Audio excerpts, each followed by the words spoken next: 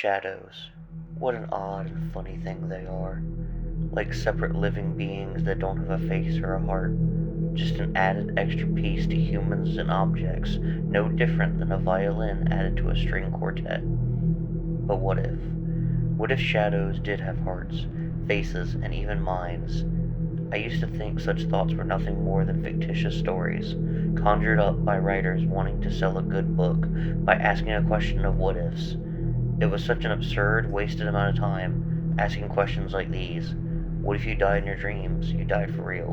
What if werewolves were real? What if monsters were in your closet and under your bed? All these silly, preposterous things that would never be in the realm of reality? Well, that's what I would tell myself anyway.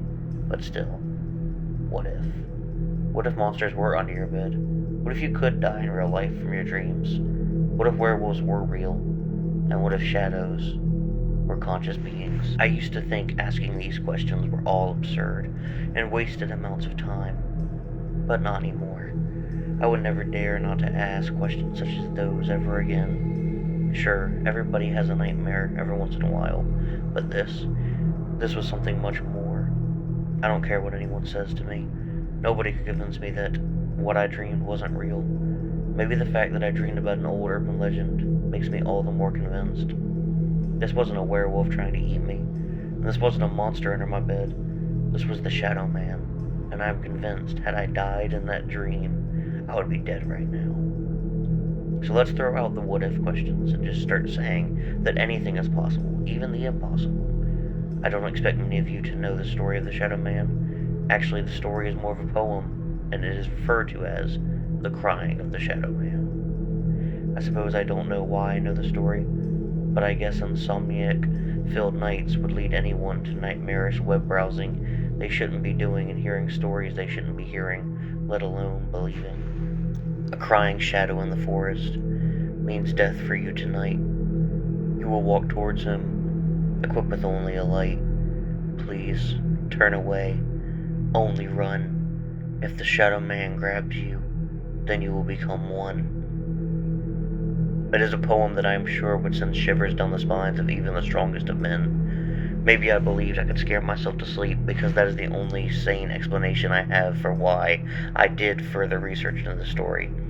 The story continues on random web pages and links all over the internet, giving much more unneeded detail to this already terrifying tale. Turns out the poem that is written isn't just some fabricated nightmare-inducing story. It is an urban legend that took the life of a young boy. I couldn't truly find a concrete trace to where it started, but the earliest trace I could find was linked to the death of a child, Thomas Myers, in 1930. Thomas Myers was born in 1920 to the couple of Daniel Myers and Elizabeth Myers. Sadly, not much information exists on him, besides the fact that he died in 1930, while asleep in his bed, shortly after his 10th birthday.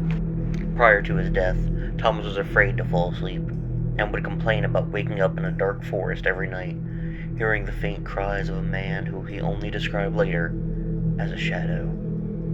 He would tell his parents and classmates at school that the cries would get louder and the man closer every night that he slept. Now, obviously nobody believed him. That was until one day when his mother went to wake Thomas up for school and found that he was dead.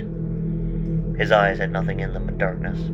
They had been completely turned black, as was just the same for Thomas's face.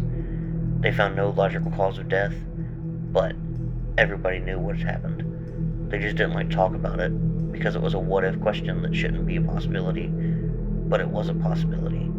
In fact, it was more than a possibility. It was reality. After Thomas's death, kids at school spread stories around that Thomas wasn't really dead, just his physical being was. They say that the Shadow Man killed Thomas and turned him into one himself. The story that kids conjured up never made headlines or even made it to the papers at all. All the papers said was just young boy dies in his sleep due to unknown causes. But the parents knew just the same as the children did.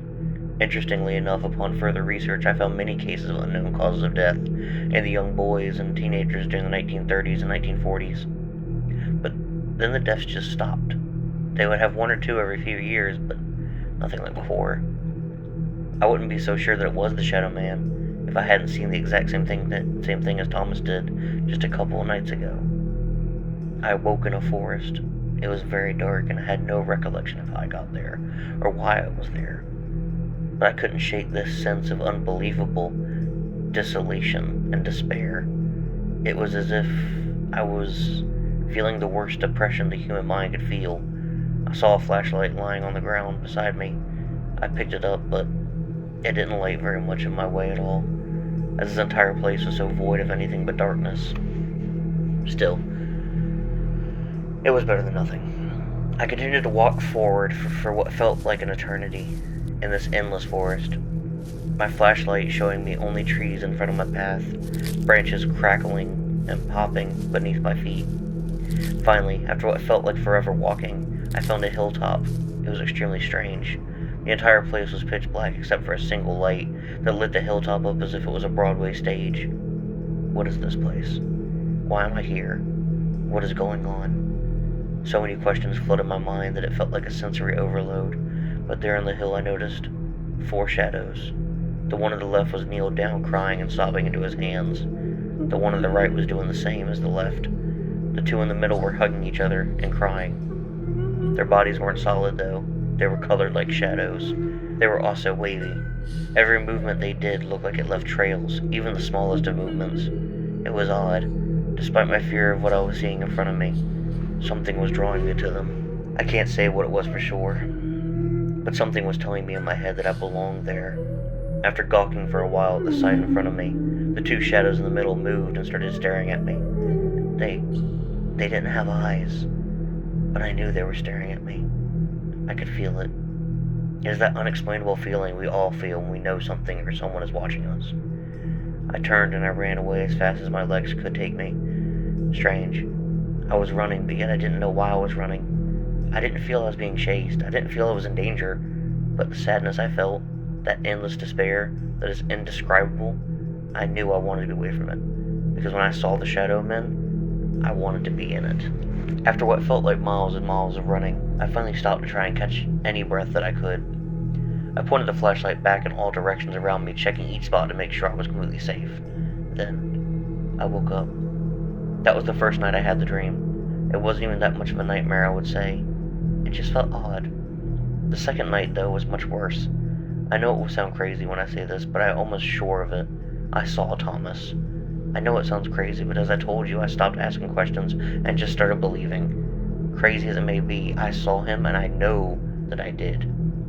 I woke up in some forest with the same feelings, but this time I wasn't lying on the ground. The flashlight was in my hand, and I was slumped against a tree, resting against it. In the view of my flashlight, I saw a small boy. He was sobbing and crying against a tree. I walked closer to him, each step I take cracking and popping yet again beneath my feet. The boy stopped crying when I was just a few feet away from him. Are you Thomas Myers? I asked in a shaken but still calm voice. The boy didn't answer me. He turned and faced me, his wavy and watery body just shaking as he stared at me with no eyes. He reached his hand out to me, almost as if he was inviting me to join him in his world. Oddly enough, I found myself reaching out to him at first, before quickly pulling my hand back away. I started feeling dizzy and extremely nauseous as the boy walked closer toward me. It was a feeling like air was leaving my body, like I couldn't breathe, and all that my body was being replaced with was an overwhelming sense of wanting to cry. As the boy placed his watery hand upon my heart, I took a gasp of breath and woke up. Like Thomas, I have tried to talk to my parents and friends about these shadow men, but nobody believes me. Last night, though, was the worst night of them all. I woke beside the hilltop with all the shadow men in the same place that they were before. I didn't think about it at the time, but perhaps the shadows were getting closer, just as Thomas said. I didn't have my flashlight this time, though, and every path in the forest was blocked off by a wall of trees and branches. Little girls were there across from the side of the hill I was on. They were jumping rope and singing songs as all the men cried on top of the hill. It was a strange and beautiful sight, one that I once again was drawn to. I just sat there on the ground watching them. They were singing a poem that I knew very well now. After a while of listening, I realized the poem wasn't being sung. It was being chanted, and parts were missing and changed. A crying shadow in the forest means death for you tonight. Don't turn away. Please never run. Tonight the shadow man will grab you, and you will become one. Suddenly, the scene that I was witnessing had changed in the midst of the chant. The girls had stopped jumping rope, and they had stopped doing anything. Every shadow figure was standing in a line, only mere feet away from me. The sobbing and crying was the loudest it had ever been. I fell to my knees, covering my ears and closing my eyes, trying to drown out all the sound that I could from penetrating my head and making me deaf. I started wishing for something, for anything that might be able to save me. When I opened my eyes, Thomas was kneeled down in front of me, his watery finger placed upon my lip. He didn't say it, but I could sense his desire for my silence, almost as if his finger was a simple shh. It was a kind of odd reassurance that I didn't understand or truly know how to handle. Then the chanting began yet again, louder and louder.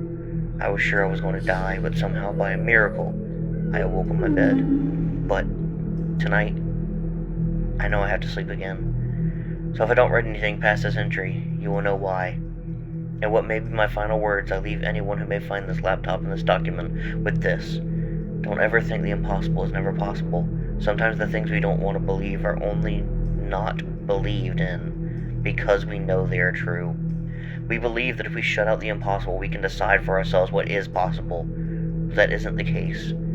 After what I have seen, I believe in monsters in closets, vampires that stalk the night, and werewolves that turn at the full moon. I believe in the Shadow Man. I believe in all these things because now I know that they are true. And honestly, you should believe too.